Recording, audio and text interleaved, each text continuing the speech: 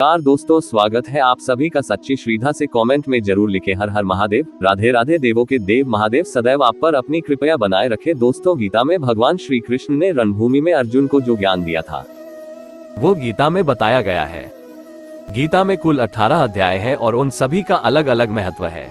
ये जानते हैं गीता के पहला अध्याय का महत्व क्या है। श्री गीता उपनिषदों का सार है। महाभारत युद्ध के समय रणभूमि में भगवान श्री कृष्ण ने अर्जुन को जो ज्ञान दिया था वो गीता में बताया गया है। गीता में ऐसी बहुत सी बातें हैं जो मनुष्य को जीवन की कई कठिनाइयों को आसान बनाती है। इतना ही नहीं, गीता पढ़ने पर मनुष्य को बहुत सी नई जानकारियां भी मिलती है। साथ ही हर अध्याय के नियमित पाठ का अपना लाभ और महत्व है। भगवान शिव ने देवी पार्वती को गीता के पहले अध्याय के पाठ का महत्व जो बताया है वही यहाँ आपके लिए प्रस्तुत है। लेकिन गीता के पहले अध्याय के महत्व को जानने से पहले जान लीजिए श्रीमद् भगवद गीता के प्रथम अध्याय की खास बातें। गीता के पहले अध्याय का नाम अर्जुन विषाद योग है। इस अध्याय में कुरुक्षेत्र के मैदान में उपस्थित बंधुओं और संबंधियों को सामने देखकर अर्जुन के मन में उठे विषाद और मनस्थिति का वर्णन किया गया है, जिसे संजय धृतराष्ट्र को बताते हैं। गीता के प्रथम अध्याय के पाठ का लाभ और महत्व। भगवद गीता प्रथम अध्याय का महत्व। एक समय पार्वती जी ने पूछा, महादेव जी, किस ज्ञान के बल पर संसार के सब लोग आपको शिव कहकर पूजते हैं? मृगछाला ओढ़े और अपने सभी अंगों में शमशान की विभूति लगाए, गले में सर्प और नरमुंडों की माला पहने हुए हो, इनमें तो कोई भी पवित्र नहीं, फिर आप किस ज्ञान से पवित्र माने जाते हैं? तब महादेव ने उत्तर दिया कि हे प्रिय, सुनो, मैं गीता ज्ञान को अपने हृदय में धारण करने से पवित्र माना जाता हूं। इस ज्ञान से मुझे बाहर के कर्म नहीं व्यापते। तब पार्वती जी ने कहा कि हे भगवान, जिस गीता ज्ञान की आप ऐसी स्तुति करते हैं उसके श्रवण करने से कोई कृतार्थ भी हुआ है? महादेव ने उत्तर देते हुए कहा कि इस ज्ञान को सुनकर बहुत से जीव कृतार्थ हुए हैं और आगे भी होंगे। मैं तुम्हें एक पुरातन कथा कहता हूं, तुम सुनो। एक समय पाताल लोक में शेषनाग की शैया पर श्री नारायण जी नैन मूंदकर आनंद में मग्न थे। उस वक्त भगवान के चरण दबाते हुए लक्ष्मी जी ने पूछा, हे प्रभु, निद्रा और आलस्य तो उन पुरुषों को व्यापता है जो जीव तामसी होते हैं, फिर आप तो तीनों गुणों से अतीत हो। आप तो वासुदेव हो, आप जो नेत्र मूंद रहे हो, इससे मुझके बड़ा आश्चर्य है। नारायण जी ने उत्तर देते हुए कहा, हे लक्ष्मी, मुझको निद्रा आलस्य नहीं व्यापता। एक शब्द रूप जो भगवत गीता है उसमें जो ज्ञान है उसके आकार रूप है। ये गीता शब्द रूप अवतार है।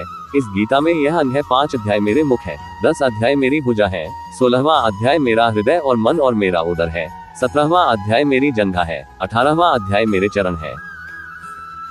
गीता श्लोक ही मेरी नारियां हैं और जो गीता के अक्षर है वो मेरा रोम है।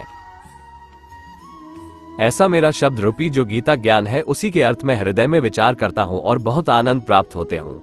लक्ष्मी जी बोली, हे श्री नारायण जी, जब श्री गीता जी का इतना ज्ञान है तो उसको सुनकर कोई जीव कृतार्थ भी हुआ है,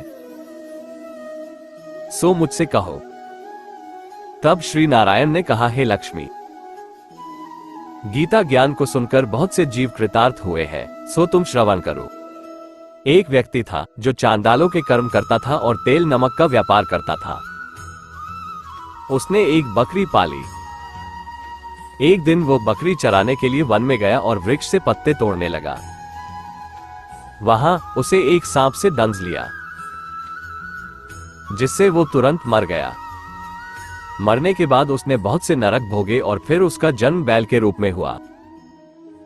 उस बैल को एक भिक्षुक ने मोल लिया। वो भिक्षुक उस पर चढ़कर सारे दिन मांगता फिरे। जो कुछ भिक्षा मांगकर लाता वो उसे अपने परिवार के साथ मिलकर खाता और वो बैल सारी रात द्वार पर खड़ा रहता। उसके खाने पीने का भी कोई ख्याल नहीं करता था और सुबह होते ही बैल पर चढ़कर फिर मांगने निकल जाता। जब बहुत दिन हो गए तो वह बैल भूख से गिर गया, लेकिन उसके प्राण नहीं निकले। नगर के लोगों ने देखा और उस बैल को कोई तीरथ का फल दे तो कोई व्रत का फल दे, तब भी उस बैल के प्राण नहीं छूटे। एक दिन गणिका आई। उसने लोगों से पूछा, ये कैसी भीड़ है? तो उन्होंने कहा कि इसके प्राण नहीं निकलते, अनेक पुण्यों का फल दे रहे हैं तो भी इसकी मुक्ति नहीं होती। तब गणिका ने कहा कि मैंने जो कर्म किया है उसका फल मैंने इस बैल को दिया है। इतना कहते ही बैल की मुक्ति हो गई। तब बैल ने एक ब्राह्मण के घर जन्म लिया।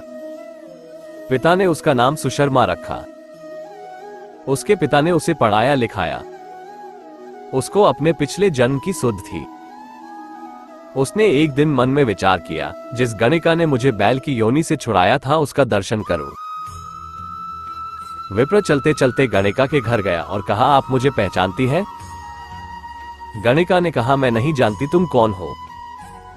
तब उसने कहा कि मैं वही बैल हूं जिसको आपने अपने पुण्य दिए थे। तब मैं बैल की योनि से छूटा था। अब मैं विप्र के घर जन्म हूं। आप अपना पुण्य बताएं।